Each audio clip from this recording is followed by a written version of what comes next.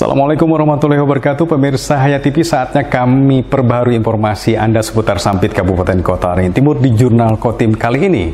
Bersama saya Muhammad Haikal, kita akan segera ikuti Jurnal Kotim selengkapnya.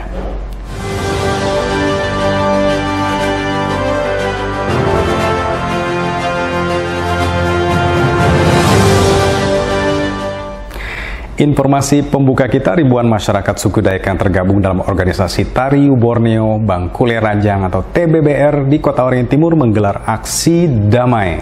Mereka menuntut pemerintah daerah lebih peduli terhadap nasib warga lokal atas keberadaan perkebunan kelapa sawit yang berinvestasi di desa mereka. Ribuan masyarakat suku Dayak Kamis 8 Juni menggelar aksi unjuk rasa di depan kantor Bupati Kota Waringin Timur. Mereka yang tergabung dalam organisasi TBBR datang dari berbagai kecamatan di Kota Waringin Timur.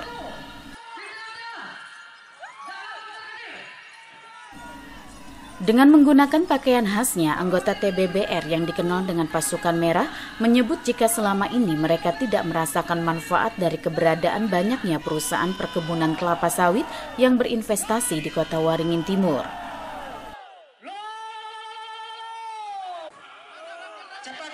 Untuk itu mereka meminta agar pemerintah daerah dapat lebih memperhatikan dan memperjuangkan nasib warga lokal.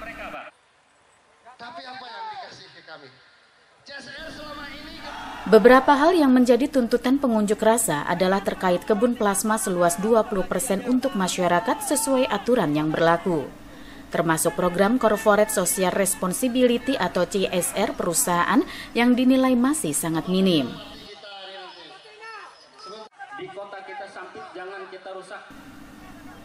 Warga juga menuntut pengembalian lahan tepi sungai, danau, dan jalan yang ditanami pohon kelapa sawit karena melanggar aturan batas jarak sempadan, termasuk kerusakan lingkungan yang kian semakin terasa.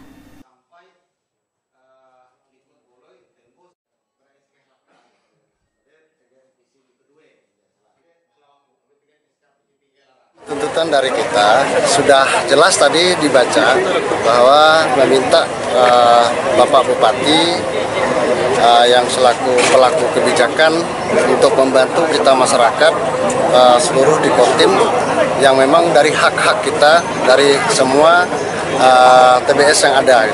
Selama ini kita sudah berapa upaya meminta baik-baik ke pihak Pemda, ke pihak perusahaan untuk memberikan yang benar-benar sesuai dengan aturan dan undang-undang yang sudah ditetapkan oleh pusat.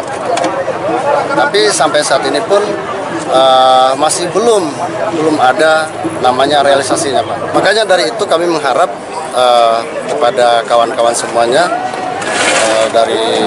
baik pun dari pihak pemerintah daerah ataupun pihak perusahaan yang berinvestasi daerah Kabupaten Kota Waringin Timur agar merealisasikan dan memberikan dari hak-hak dari masyarakat. Untuk saat ini mungkin TBBR kembali ke masing-masing dulu. Kalau toh memang nanti tidak ada jawaban yang pasti, yang positif dan berpihak kepada masyarakat, mungkin tidak menutup kemungkinan kami akan berkoordinasi dengan pimpinan pusat apa sih langkah yang kami ambil gitu, Pak. Pengunjuk rasa sebenarnya ingin langsung bertemu dengan Bupati Kota Waringin Timur Halikinur. Karena Bupati Halikinur sedang dinas di luar daerah, maka dibuat kesepakatan bersama dengan menjadwalkan pertemuan berikutnya bersama Bupati Halikinur serta manajemen perwakilan perusahaan pada Rabu 14 Juni mendatang. Setelah adanya kesepakatan bersama, para pengunjuk rasa akhirnya membubarkan diri dengan tertib. Masud Badarudin, Hayat TV.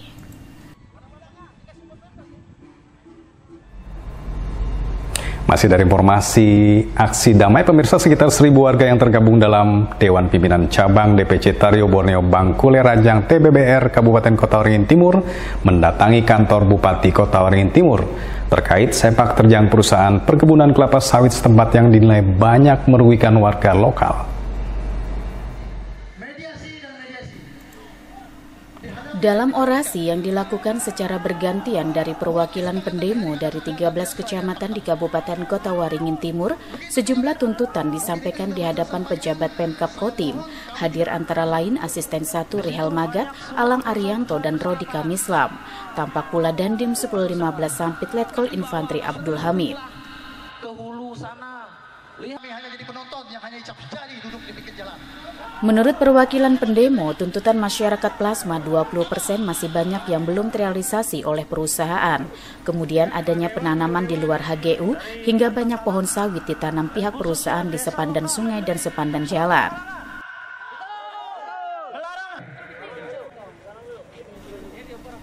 Tidak hanya itu, kerap terjadi pencemaran limbah sawit yang masuk ke sungai sehingga habitat ikan yang sebagian warga bekerja pencari ikan harus kehilangan mata pencarian.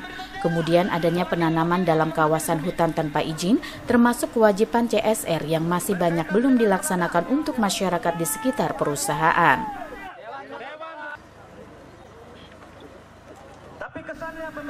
Setelah berorasi lebih dari 1 jam, perwakilan pengunjuk rasa dari Pasukan Merah melakukan mediasi bersama sejumlah pejabat dari Pemkab Kotim. Sayangnya, Bupati Halikinur tidak hadir lantaran ada agenda resmi di luar daerah.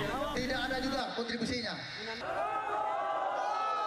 Itu sebuah pengharapan. Hasilnya usai mediasi telah disepakati berita acara hasil rapat kesepakatan dan mediasi antara TBBR dengan pemerintah daerah Kotim. Selain itu, Bupati Halikinur akan menemui perwakilan TBBR pada Rabu 14 Juni 2023.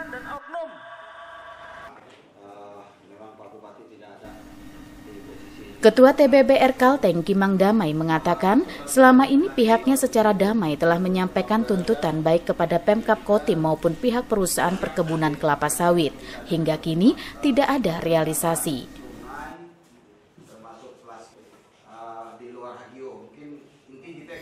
Tuntutan dari kita sudah jelas tadi dibaca bahwa meminta Bapak Bupati yang selaku pelaku kebijakan untuk membantu kita masyarakat seluruh di Kotim yang memang dari hak-hak kita dari semua TBS yang ada. Selama ini kita sudah berapa upaya meminta baik-baik ke pihak Pemda, ke pihak perusahaan untuk memberikan yang benar-benar sesuai dengan aturan dan undang-undang yang sudah ditetapkan oleh pusat. Tapi sampai saat ini pun masih belum ada namanya realisasinya, Pak.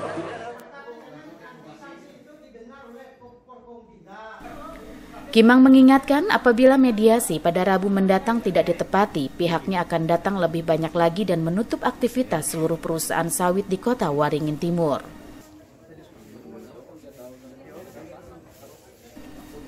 Normansa, Hayat TV.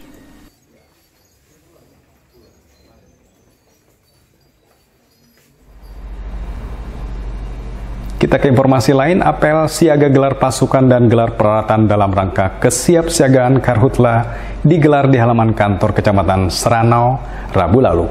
Di momen ini sekaligus dilakukan penandatanganan komitmen bersama dan rencana aksi pencegahan serta pemadaman Karhutla se-Kecamatan Seranau tahun 2023. Bagaimana kebakaran hutan dan lahan. Camat Seranau Juliansah memimpin langsung apel siaga Karhutla ini diikuti BPBD Kotim, Damkarmat Kotim, unsur TNI Polri, PT Rimba Makmur Utama, tenaga kesehatan Mentaya Seberang beserta unsur masyarakat lainnya. Berikutnya dilakukan pemeriksaan pasukan oleh pemimpin upacara oleh Camat Seranau Juliansah, didampingi Kepala BPBD Kotim Multajam, Kapolsek Ketapang, beserta dan Ramil setempat. Bagi yang penyakit datang. Dalam sambutannya, Juliansa mengatakan kegiatan apel siaga ini melibatkan semua unsur yang ada di Kecamatan Seranau, seperti desa dan kelurahan termasuk juga warga Seranau. Tanpa adanya kesiapan dan tekad, tidak ada gunanya apel ini dilaksanakan. Untuk itu, kesiapan dan tekad penting dengan menyampaikan kepada warga Seranau untuk tidak membakar hutan dan lahan. Untuk memerangi. Mudah-mudahan kita ini bagaimana ini tidak terjadi. Jadi harapan. Jadi yang di apel pada apel kesiapsiagaan ini kita melibatkan seluruh unsur yang ada di Kecamatan Seranau, yaitu desa-desa yang ada memiliki MPA dan RSA. Semua desa ada apa ya? Semua desa dan kelurahan. Jadi itu yang kita libatkan pada apel pada hari ini. Dan alhamdulillah kita melihat kesiapan mereka gitu, tekad mereka. Itu yang penting kan gitu. Karena tanpa adanya tekad, kesiapan dan sebagainya, terutama tekad, mungkin kita tidak ada gunanya apel kesiapsiagaan ini. Lagi kebakaran lahan dan hutan di kecamatan kita, termasuk kecamatan yang rawan. Saya jangan sampai ini terjadi kembali. Sementara itu, menurut Kapolsek Ketapang Kompol Reza menegaskan menghadapi Karhutla tahun ini pihaknya siap dan siaga dengan saling berkoordinasi dengan unsur pemerintah, kecamatan, para relawan dan unsur lainnya. Minta tolong.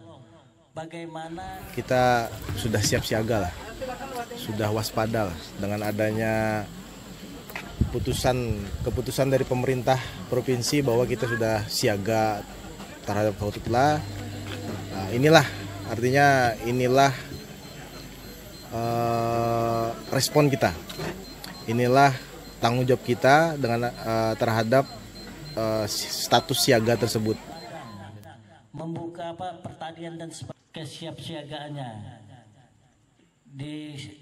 kesiapsiagaannya untuk tanggung jawabnya dalam upaya mencegah dan pemadam wilayah administrasi desa kelurahan. Kepala BPBD Kotim Multaja menegaskan, apel siaga Karhutla sangat perlu dilaksanakan seperti sekarang ini, sebab menurutnya bencana Karhutla perlu kesiapsiagaan semua elemen baik dari BPBD, TNI Polri, Damkar dan masyarakat itu sendiri.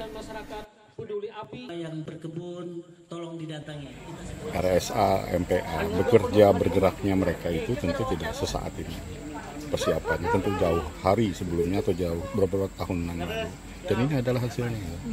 Pemahaman mereka, kesadaran mereka dalam sisi kemampuan sumber daya manusianya sangat luar biasa. Peralatan akan mengikuti habis ini, pembiayaan akan mengikuti. Ketika personilnya sudah komit, insya Allah perjalanan penanganan Karhutla ini bisa berjalan lancar. Contohnya di Kecamatan Seranau.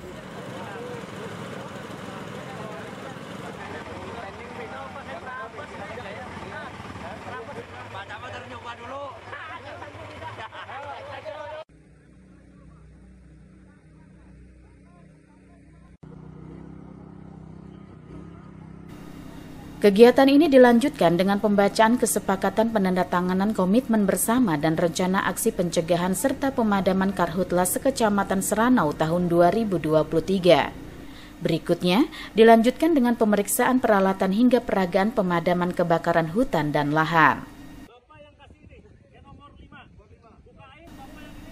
Normansa, Hayat TV.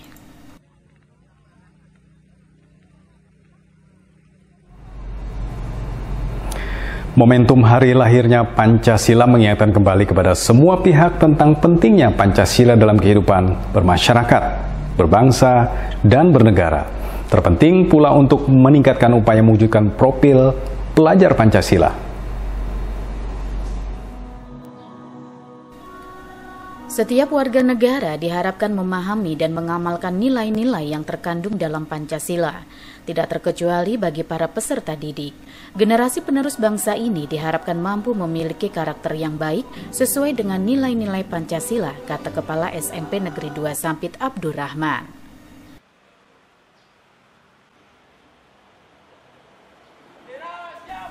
Untuk itu harapnya peringatan Hari Lahir Pancasila menjadi momentum bagi sekolah-sekolah di Kabupaten Kota Waringin Timur untuk meningkatkan upaya mewujudkan profil pelajar Pancasila.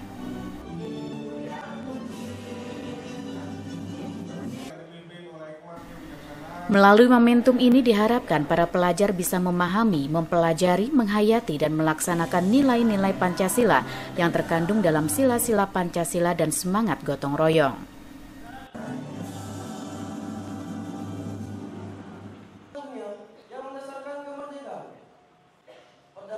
Dalam sejarah bangsa Indonesia yang pada tahun 2003 ini biasa pesertanya dan luar biasa. Ya, peringatan Hari Lahir Pancasila tahun ini pada hari ini kita berharap adalah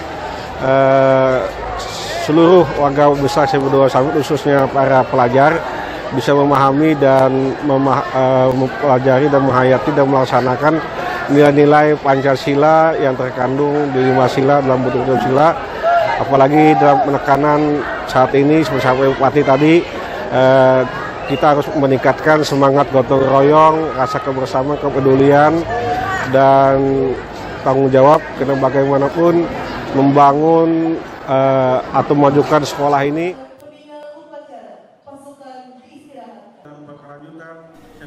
Sementara itu, menurut siswi atas nama Aulia dan Rani menyatakan hari lahir Pancasila sebagai momen untuk menghormati para kesuma bangsa dalam merumuskan dasar negara Pancasila.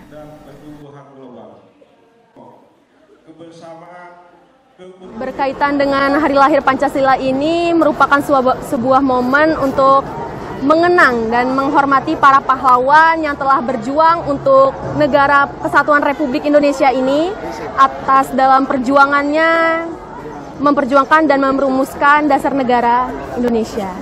Ya, dengan memperingati hari lahirnya Pancasila ini, kita diharapkan dapat mengamalkan sila-sila yang ada pada Pancasila dalam kehidupan sehari-hari. Sebagai seorang pelajar, pastinya kita harus memiliki karakter dalam profil pelajar Pancasila.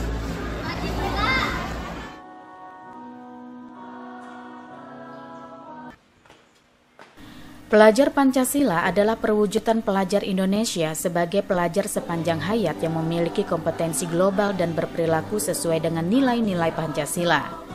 Dengan 6 ciri utama, yaitu beriman dan bertakwa kepada Tuhan Yang Maha Esa, selain itu berakhlak mulia, berkebinekaan global, bergotong royong, mandiri, bernalar kritis dan kreatif.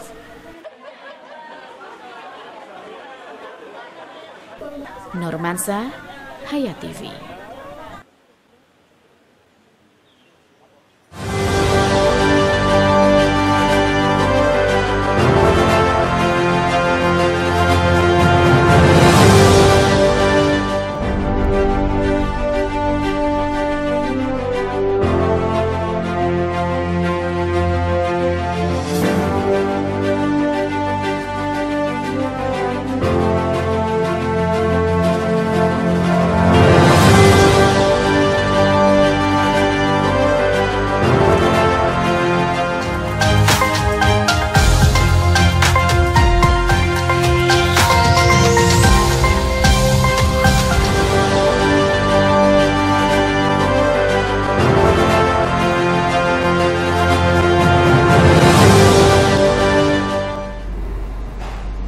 Dari Kabupaten Kota Waringin Barat dapat kami informasikan Dinas Kesehatan Kabupaten Kota Waringin Barat atau Kobar mencatat sejak periode awal tahun hingga akhir bulan Mei 2023, 59 orang warga terserang demam berdarah dengue atau DBD, namun jumlah tersebut jauh di bawah kasus DBD tahun 2022 lalu yang mencapai hampir 200 kasus.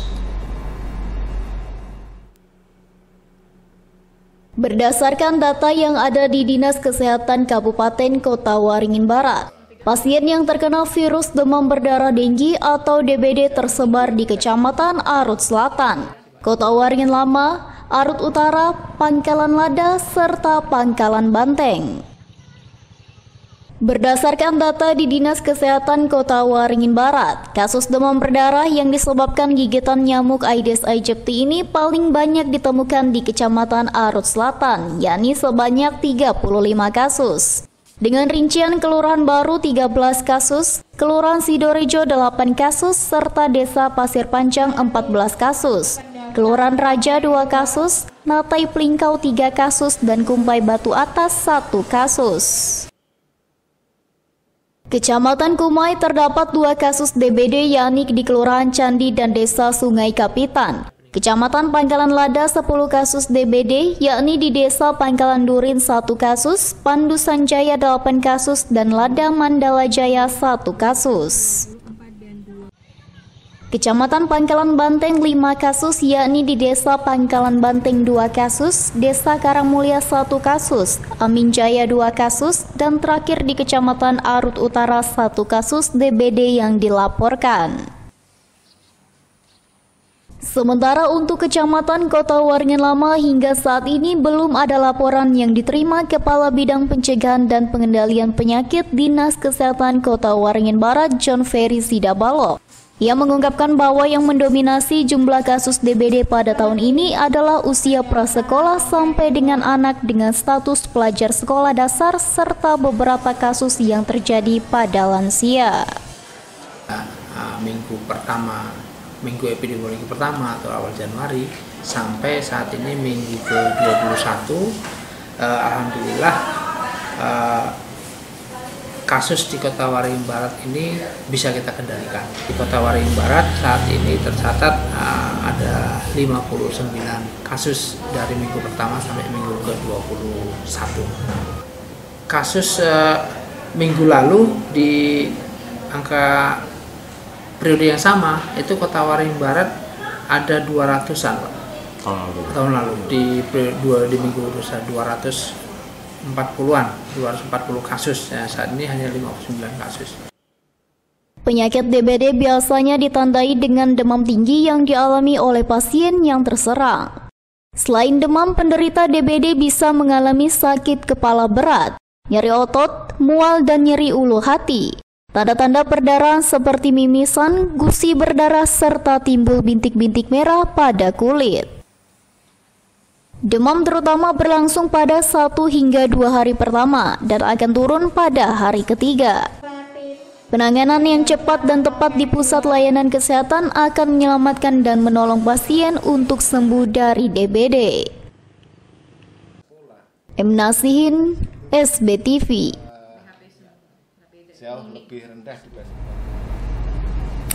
Sampai di sini tugas kami menyampaikan ragam informasi Sampit Kabupaten Kota Waringin Timur di Jurnal Kotim kali ini. Saya Muhammad Haikal dan kawan-kawan Jurnal Kotim menyampaikan. Sampai ketemu lagi. Assalamualaikum warahmatullahi wabarakatuh.